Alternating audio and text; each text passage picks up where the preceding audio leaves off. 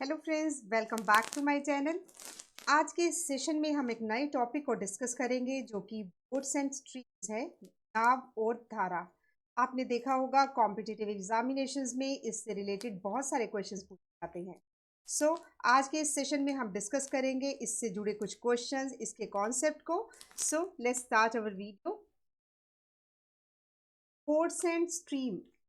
Boats and stream का मतलब है नाव और धारा। इससे रिलेटेड क्वेश्चंस में कौन कौन सी हम टर्म्स को यूज करेंगे? डाउनस्ट्रीम। डाउनस्ट्रीम का मतलब क्या होता है? अपस्ट्रीम का मतलब क्या होता है? डाउनस्ट्रीम मतलब जैसे कि एक नाव है, एक रिवर है, जो नाव है वो इस तरीके से जा रही है, ये बोट की डायरेक्शन है। और जो पानी का बहाव है यानी कि पानी की धारा है वो भी यहाँ पर जा रही है, इसको बोला जाता है डाउनस्ट्रीम। डाउनस्ट्रीम मीन जब बोट और पानी की धारा की डायरेक्शन सेम हो, यानी कि वो एक ही डायरेक्शन में हो, तो उसको डाउनस्ट्रीम बोला जाता है। अगर बोट की डायरेक्शन ये है और पानी की डायरेक्शन ये है, यानी कि बोट और वाटर की डायरेक्शन अपोजिट है, तो इसको बोला जाता है अपस्ट्रीम। अपस्ट्रीम। अब मैं एक और एग्जांपल लेती हूँ। आप किसी मॉल में किसी शॉपिंग के लिए जाते हैं, तो आपने देखा हो वहाँ सीढ़ियाँ यूज होती हैं ऊपर और नीचे जाने के लिए, यानी कि मैं बात कर रही हूँ एस्केलेटर की। आपने देखा होगा अगर आपने मॉल के ग्राउंड फ्लोर में से सेकंड फ्लोर पे जाना है, वहाँ पर आप खड़े हो और आपने ऊपर जाना है, तो एस्केलेटर ऊपर को लेकर जाएगा आपको। यानी कि अगर आप भी एक एक करके सीढ़ियां चढ़ रहे हैं और एस्केलेटर भी अपना काम कर रहा है, यानी कि आप भी अपनी तरफ से एक एक सीढ़ी को चढ़ रहे हैं, यानी आप जल्दी ऊपर पहुंचेंगे। तो इस तरह की डायरेक्शन, यानी कि आपकी भी डायरेक्शन उस साइड है, आप भी उधर को चल रहे हैं, एस्केलेटर भी उधर को चल रहा है, तो इसको बोला जाता है डाउन।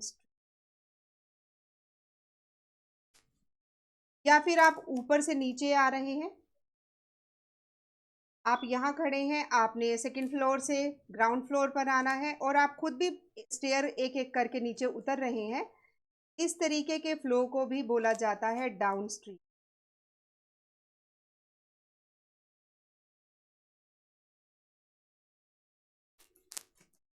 तो इस तरीके से आप डाउन स्ट्रीम और अप स्ट्रीम को याद रख सकते हैं। ये वाली टर्म्स हम अपने क्वेश्चंस में यूज करेंगे।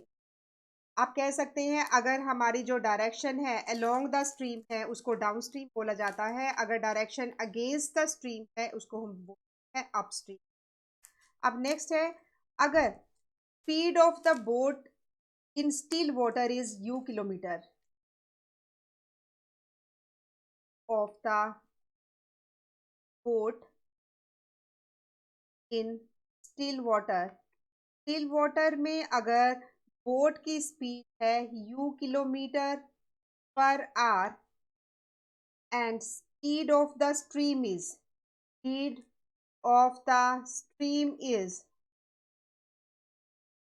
v kilometre per our, then downstream is downstream is u plus v kilometer per hour and upstream is u minus v kilometre per our. इसको आप एक और तरीके से याद कर सकते हैं। फिर से हम एस्केलेटर पर आते हैं। आपने नीचे से ऊपर जाना है और एस्केलेटर की जो स्पीड है वो u है। आप भी एक एक करके पौड़ियों से यानी कि सीढ़ियों से ऊपर चढ़ रहे हैं और आपकी स्पीड कितनी है v।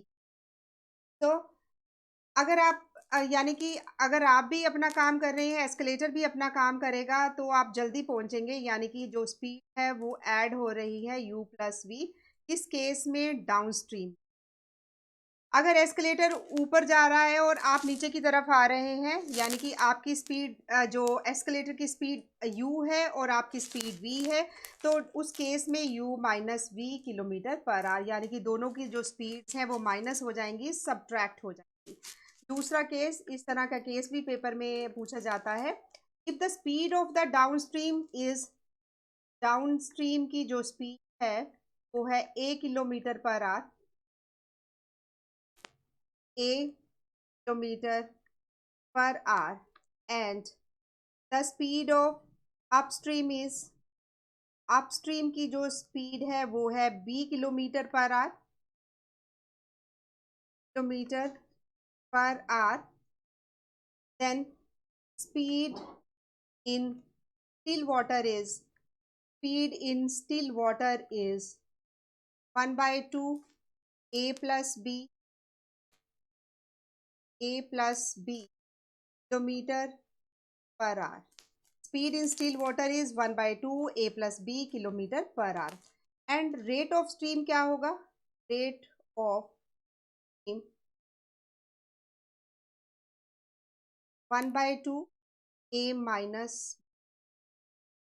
Rate of stream is 1 by 2 a minus b. Rate of stream का मतलब speed of the stream is 1 by 2 a minus b per hour. मेरा कहने का मतलब है, अगर आपको स्पीड दी है डाउन स्ट्रीम की तो a किलोमीटर पर आवर, और आपको स्पीड है अप स्ट्रीम की b किलोमीटर पर आवर, तो स्पीड इन स्टिल वाटर क्या होगी? 1 by 2 a plus b kilometre per hour, and the rate of stream 1 by 2 a minus per hour. So जब भी boats and stream से related questions आपसे पूछे जाएं, आपने कुछ टर्म्स को याद रखना है. Down stream, up stream. Down stream के केस में दोनों स्पीड्स ऐड होती हैं, और अप स्ट्रीम के केस में दोनों की जो स्पीड होगी वो क्या होगी? माइनस होगी.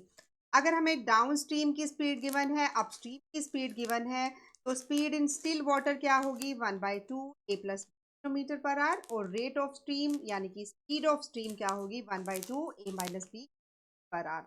अब कुछ क्वेश्चंस की हेल्प से इस टॉपिक को और क्लियर करेंगे. A man can row upstream at 7 km per hour and downstream at 10 km per hour. Find man's rate in still water and the rate of current. जैसे कि अभी मैंने सेकंड वाला केस आपके साथ डिस्कस किया, में हम उस फॉर्मूले का यूज करेंगे. अब हमें क्या गिवन है? हमें गिवन है अपस्ट्रीम की स्पीड और डाउनस्ट्रीम की स्पीड. यानी कि अपस्ट्रीम की जो स्पीड गिवन है वो है 7 किलोमीटर पर आवर, एंड जो डाउन स्ट्रीम की स्पीड है वो है 10 kilometre per hour. Find man's rate in still water and the rate of current. So इसके लिए मैंने अब वही सेम फॉर्मूला यूज करना है. हम क्या करेंगे? रेट इन यानी कि speed in, rate in still water is 1 by 2 a plus b, 1 by 2 plus b. a क्या है? 7 किलोमीटर पर आवर, और b कितना है? 10. 10 प्लस 7 70 by 2 यानी कि 8.5 kilometre per hour. And rate of current is, rate of current यानी कि speed of current, ये क्या होगी? 1 by 2 a minus b, यानी कि 1 by 2 10 minus 7. सो यहाँ से जो रिजल्ट आएगा 3 by 2 किलोमीटर पर आवर. इसको आप लिख सकते हैं 1.5 किलोमीटर पर आवर. तो इस तरीके से आप अपने फॉर्मूलाज को याद करके इन क्वेश्चंस को इजीली सॉल्व कर सकते हैं. Next question is, a man takes 3 hours 45 minutes to row a boat 15 km downstream of a river and 2 hours 30 minutes to cover a distance of 5 km upstream. Find the speed of the river current in kilometer per hour. इसमें हमें क्या given है? एक man है जो 3 घंटे 45 minutes लेता है to row a boat 15 down stream of a river and 2 hours 30 minutes to cover a distance 5 kilometre upstream. Find the speed of the river current in kilometre per hour. इसमें हम क्या करेंगे? Rate down stream is, यानी कि speed की बात हो रही है, रेट डाउन स्ट्रीम. जैसे कि हम अपनी प्रीवियस वीडियो में स्पीड, डिस्टेंस और टाइम से रिलेटेड क्वेश्चंस को सॉल्व कर चुके हैं. Speed is equal to distance upon time. तो यहाँ पर जो डिस्टेंस है वो कितना है? 50 किलोमीटर का, 50 kilometre divided by 3 hours 45 minute यानी कि बाय 4. तो इसको सॉल्व किया तो रिजल्ट आएगा 15, 4 3 द 12 प्लस 3 15/4 यानी कि 15 मल्टीप्लाई 4/15, 15 के साथ 15 हो जाएगा तो यहाँ पर आ जाएगा रिजल्ट 4 किलोमीटर पर आवर।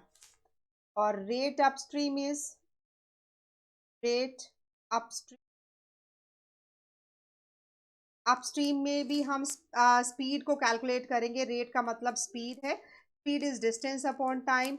अब अपस्ट्रीम में 2 आवर्स 30 मिनट्स का टाइम लगा, कितने डिस्टेंस को कवर किया, 5 किलोमीटर। कौन सा केस है, अपस्ट्रीम, यानी कि बोट और पानी का जो बहाव है वो ऑपोजिट डायरेक्शन में है।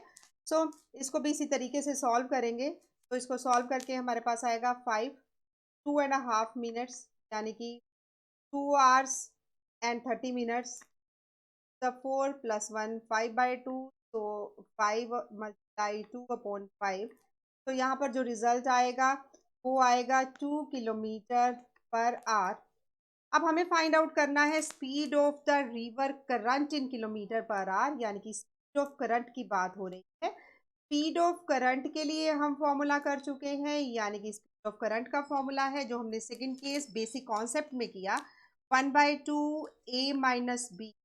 so this is 1/2 4 minus 2, 4 में से 2 गया, 2/2 यानी कि रिजल्ट आया 1 किलोमीटर पर आवर।